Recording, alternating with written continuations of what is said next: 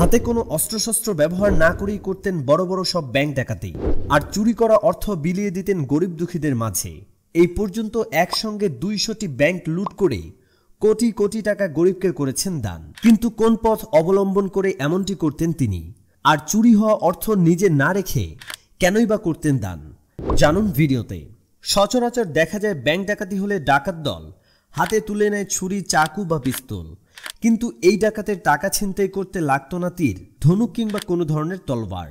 কারণ শুধুমাত্র ঘরে বসে বসে তিনি ইউরোপ আমেরিকার বহু ব্যাংকের কোটি কোটি টাকা হ্যাকিংয়ের মাধ্যমে হাতিয়ে নিতেন আর দান করে দিতেন গরিবদের মাঝে।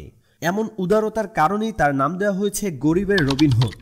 চুরি হওয়া অর্থ গরিব আমজনতার অ্যাকাউন্টে হাসতে হাসতে পাঠিয়ে দিতেন এই হ্যাকার, আর তাই তাকে নাম দেওয়া হয়েছিল স্মাইলিং হ্যাকারও। দুর্ধর্ষ ও অতি চালাক এই হ্যাকারের নাম হলো হামজা। তার জন্মটা নেহাত 1988 বা 89 সালে, তবে ধারণা করা হয় আলজেরিয়ার তিজি ওজুতে 1989 সালে জন্ম তার। হামজা ছিল কম্পিউটার সায়েন্সের স্নাতকের ছাত্র। জানা যায় এই চোর পড়াশোনায় ছিল বেশ তুখোড়। নিজের মাতৃভাষা ছাড়াও 5টি ভাষা গড়গড়িয়ে বলতে পারতেন হামজা। তার প্রযুক্তিতে ছিল ব্যাপক দক্ষতা, আর হামজা সেই দক্ষতাকে কাজে লাগিয়েই দুনিয়ার যে কোনো ব্যাংক থেকেই টাকা লোপাট করতে সক্ষম ছিলেন। অভিযোগ ছিল ইউরোপ আমেরিকার প্রায় 200টি ব্যাংক থেকে টাকা লুট করেছিলেন হামজা, তবে তার মধ্যে অধিকাংশ ব্যাংকই ছিল আমেরিকার। অনেকের মনে প্রশ্ন, কিভাবে করতেন চুরি? চুরি করার বিষয়টা তার জন্য বেশ সহজই ছিল। সে ব্যাংকগুলির কম্পিউটারে এক ধরনের ভাইরাস ঢুকিয়ে টাকা বার করে নিত। ধারণা করা হয় সে তার জীবনে মোট 14 লক্ষ কম্পিউটার হ্যাক করেছিল। কিন্তু চোর হলেও বহু মানুষের কাছে হামজা ছিলেন মানবতার ফেরিওয়ালা। জানা যায় তিনি ব্যাংক থেকে যে টাকা হ্যাকিংয়ের মাধ্যমে চুরি করতেন তা তিনি বিভিন্ন প্যালেস্তিনীয় স্বেচ্ছাসেবী সংস্থায় দান করে দিতেন। অবশ্য যদিও তার টাকা ছিনতাইয়ের বিচারের নথিতে সেই রকম দেনধানের কোনো কথাই উল্লেখ নেই। আসলে কিভাবে ব্যাংকের কম্পিউটার হ্যাক করে টাকা বার করতেন হামজা?